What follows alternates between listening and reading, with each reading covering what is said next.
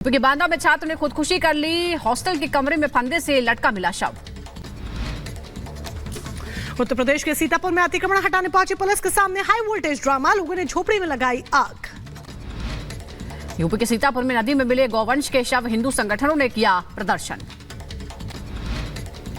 उत्तर प्रदेश के मथुरा में महिला ने नदी में लगाई छलांग, लोगों ने कड़ी मशक्कत के बाद महिला को निकाला बाहर।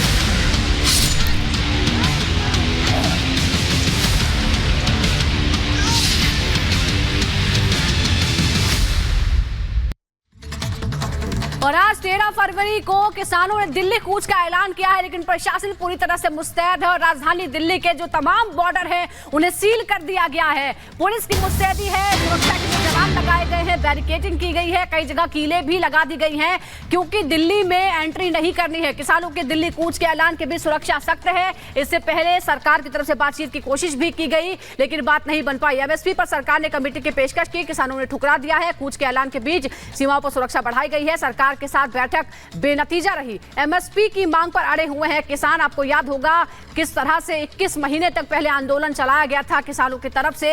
हालांकि तब सरकार ने कमेटी गठन की बात कही थी और एमएसपी को लेकर विचार हुआ, लेकिन बात बन नहीं पाई है और इस वजह से किसानों में नाराजगी है और अब किसान फिर एक बार दिल्ली की तरफ बढ़ने लगे हैं। 3 तस्वीरें आपके सामने।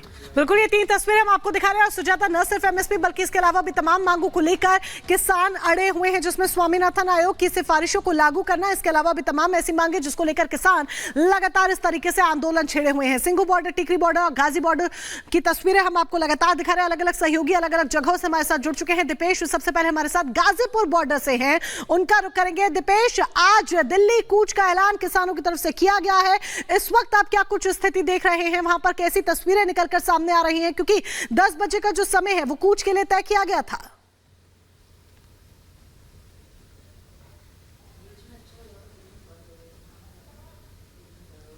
और सिर्फ देखने को अगर मिल रही हैं तो वो है परेशानियां। ये परेशानियां आम लोगों की, आम जनता की। पहले जरा बैरिकेडिंग दिखा देता हूं। दरअसल सीपी ये तस्वीरें दिखाइए, ये गाजीपुर बॉर्डर है और इस गाजीपुर बॉर्डर को फिलहाल पूरी तरह से सील कर दिया गया है ताकि जो किसान हैं वो दिल्ली की तरफ मूव ना कर पाए। अब जरा सीपी इधर की तस्वीरें दिखाइए। ये हैवी ट्रैफिक जो है वो आज सुबह से बना हुआ है। कुछ इसी तरह से जो ट्रैफिक है वो 62 तक आपको नजर आएगा, जो मेरठ से होता हुआ दिल्ली की तरफ ये पूरा हाईवे जाता है। उसकी तस्वीरें हैं जहां आपको कई किलोमीटर लंबा जाम मिलेगा।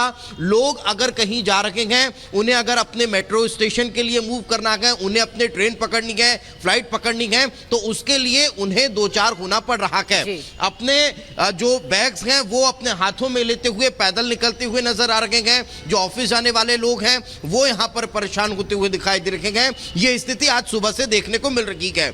अब बात किसानों के मूवमेंट की लेते हैं तो जो किसान हैं वो पंजाब से हरियाणा बॉर्डर की तरफ मूव कर रहे हैं और उसके बाद वे वहां से होते हुए अगर दिल्ली कूच करते हैं तो उन्हें रोकने की पुलिस की पूरी तैयारी दिखाई दे रही है। हैवी डिप्लॉयमेंट नजर आ रहा है, सुरक्षा के चाक चौबंद इंतजामात नजर आ रहे हैं। बॉर्डर में यहां पर सीमेंट की फिलिंग करके एक पक्की वॉल बनाने की कोशिश की गई है। साथ ही साथ ऊपर जो है वो कटीले तारों वाली फेंसिंग नजर आ रही है। ये स्थितियां फिलहाल गाजीपुर बॉर्डर की है जहां हैवी ट्रैफिक लोगों के लिए परेशानी का सबब बन रहा है। जी बिल्कुल, लेकिन दीपेश ये भी आपसे समझना चाहेंगे कि सरकार ने बातचीत की कोशिश की थी, पहले भी सरकार ने अपनी तरफ से मुस्तैदी दिखाई, बातचीत के लिए मंत्रियों को भेजा, कल शाम भी बातचीत हो गया, लेकिन क्यों ये बात नहीं बन पाई है?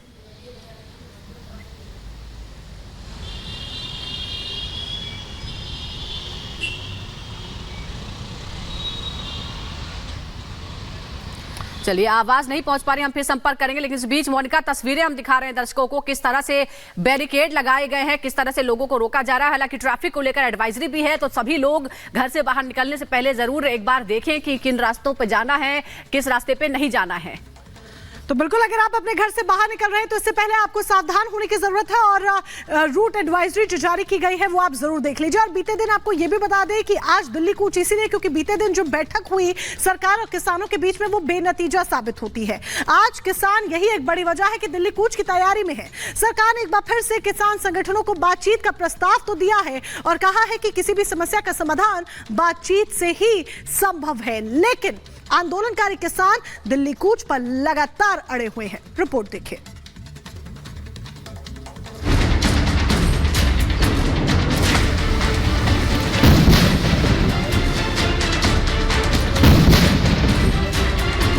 सरकार के पास कोई प्रस्ताव है भी नहीं। आगे बढ़ाएंगे 10 बजे। सरकार हमेशा चाहती है कि बातचीत के माध्यम से हर किसी समस्या का समाधान हम निकाल सकते हैं।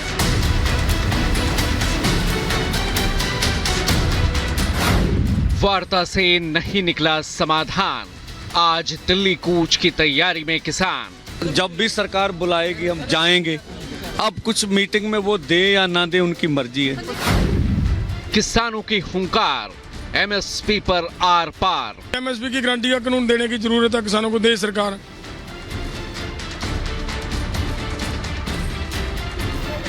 किसान संगठनों ने एक बार फिर दिल्ली कूच को लेकर कमर कस ली है। एमएसपी गारंटी समेत कई मांगों को लेकर आज फिर किसान दिल्ली कूच की तैयारी में हैं। सरकार ने दिल्ली चलो मार्च से पहले किसानों को मनाने की कोशिश की। चंडीगढ़ में केंद्रीय मंत्री पीयूष गोयल और कृषि मंत्री अर्जुन मुंडा की किसान नेताओं के साथ लंबी वार्ता हुई, लेकिन करीब 5 घंटे तक चले मंथन के बावजूद सरकार और किसानों के बीच सहमति नहीं बन पाई और ये बैठक बेनतीजा खत्म हो गई।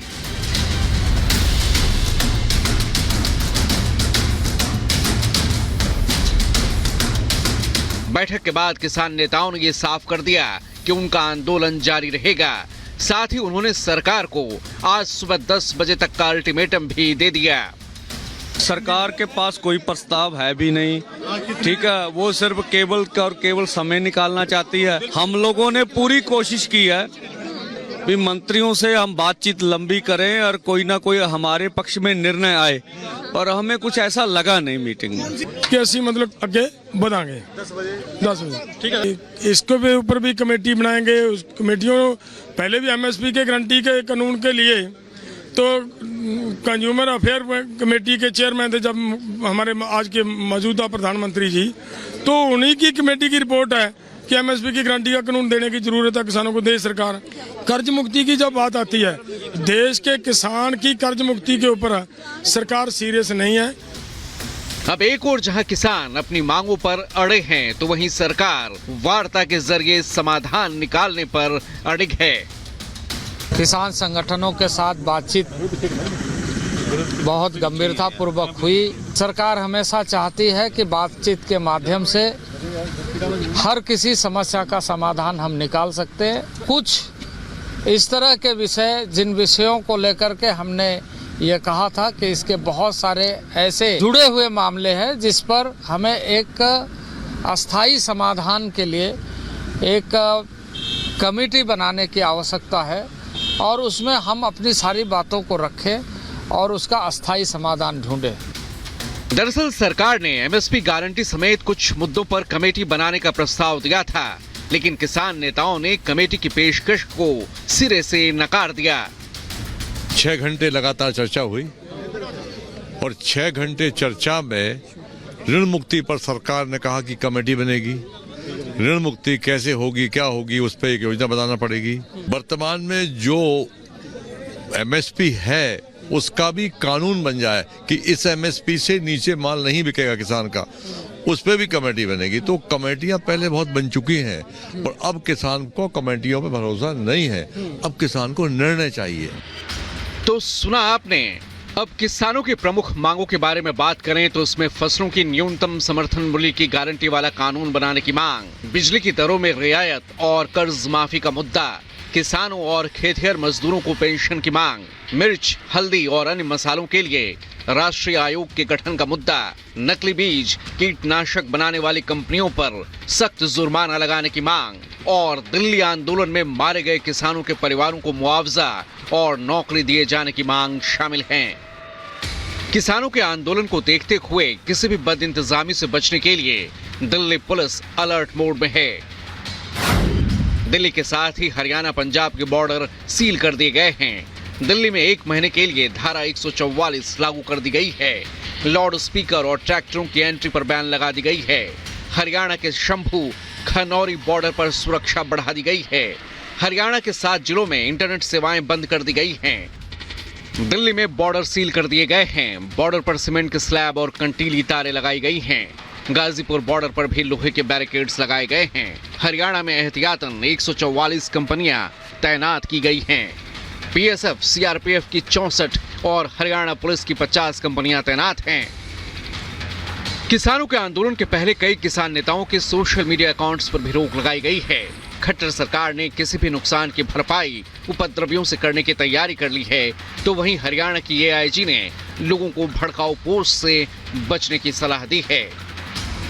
हरियाणा पुलिस द्वारा आम जन से ये अपील की जाती है कि सोशल मीडिया पे भड़काऊ तथा भ्रामक कंटेंट पर ध्यान न दें और बिना पुष्टि किए किसी भी पोस्ट को शेयर ना करें, क्योंकि हरियाणा पुलिस के सोशल मीडिया मॉनिटरिंग सेल द्वारा शरारती तत्वों पर लगातार नजर रखी